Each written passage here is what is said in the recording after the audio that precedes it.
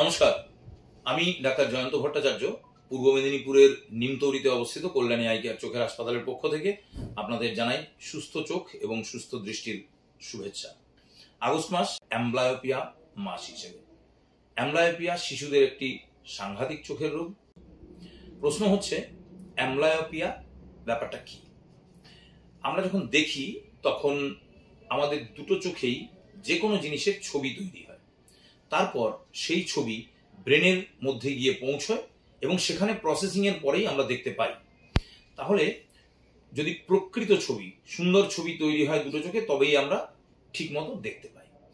যদি এমন হয় যে যে কোনো কারণে কোনো একটি চোখে ছবিটা ভালো তৈরি হচ্ছে না, সেই ক্ষেত্রে ব্রেন সেই চোখ থেকে আসা যে সিগন্যাল ছবির, সেটাকে নেয় না।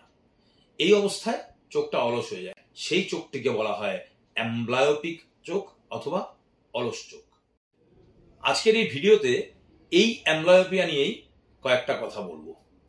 প্রথমে আমরা জানতে চাইবো যে অ্যাম্বলায়োপিয়া কাদের হতে পারে। ছোট ছোট শিশুদেরই অ্যাম্বলায়োপিয়া হয়। যেমন আমরা জন্মের পরে হাঁটতে শিখি, কথা বলতে শিখি, সবকিছু আমরা শিখি, তেমনি কিন্তু আমরা দেখতেও শিখি। এই শিক্ষাটা, দেখতে শেখাটা যদি কোনো একটি চোখ 8 বছর বয়স অবধি শিখতে না পারে, তাহলে কিন্তু তার দৃষ্টি ডেভেলপ করার সম্ভাবনা কমে যায় এবং সে অ্যাম্বলায়োপিয়ায় আক্রান্ত হয়ে পড়ে। এখন প্রশ্ন হচ্ছে যে কোন কোন কারণে অ্যাম্বলায়োপিয়াটা হতে পারে। কারণ অনেকগুলোই আছে, কিন্তু মূলত দুটি কারণ আমরা বাচ্চাদের মধ্যে দেখে থাকি যার জন্য এই অ্যাম্বলায়োপিয়া হয় এবং একটা চোখের দৃষ্টি তৈরিই হয় না। প্রথম এবং প্রধান কারণ হচ্ছে প্রতিসরণ ঘটিত ত্রুটি। প্রতিসরণ ঘটিত ত্রুটি মানে দুটো চোখের মধ্যে পাওয়ারের বেশি পরিমাণ তফাৎ। বেশি পরিমাণ তফাৎ হলে যে চোখের পাওয়ার খুব বেশি, স্বভাবতই সেই চোখে সামনে পাওয়ারটা না দিলে ছবিটা ভালো তৈরি হবে না। ওই যেটা বললাম, ব্রেন তখন সেই চোখের ছবি গ্রহণ করে না। ঠিক সেরকম যদি একটা চোখ টেরা হয়, তাহলেও কিন্তু তাই। টেরা চোখে দৃষ্টি, ছবি ভালো তৈরি হয় না, সেখানেও ব্রেন কিন্তু তাকে গ্রহণ করে না। মূলত এই কয়েকটা কারণেই অ্যাম্বলায়োপিয়া ডেভেলপ করে বাচ্চাদের।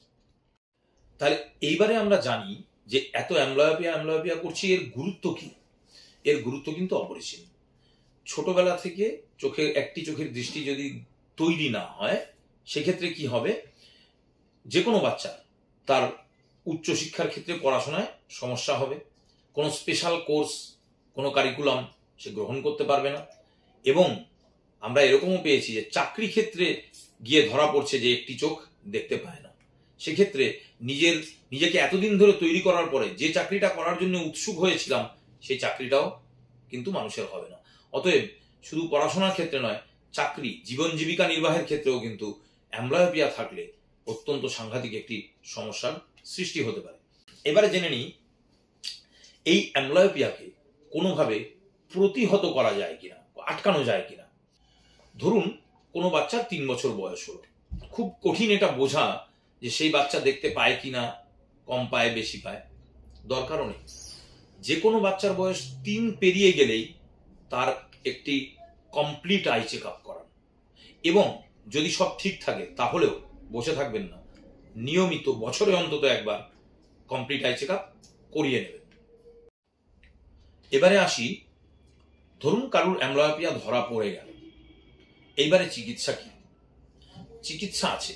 চিকিৎসা হচ্ছে, প্রথম, যদি পাওয়ারের ডিফারেন্সের জন্য হচ্ছে, তাহলে যে চশমাটা বাচ্চাকে লিখে দেওয়া হবে, সেই চশমাটা একদম কঠিন নিয়ম মেনে যেন ব্যবহার করা হয়, কোনো রকম ভাবে যেন অফ না করা হয়।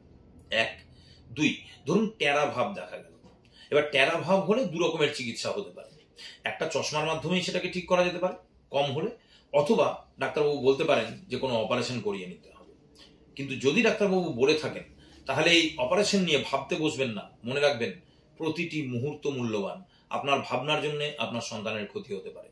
সময় নষ্ট না করে সঠিক চিকিৎসায় চলে আসুন।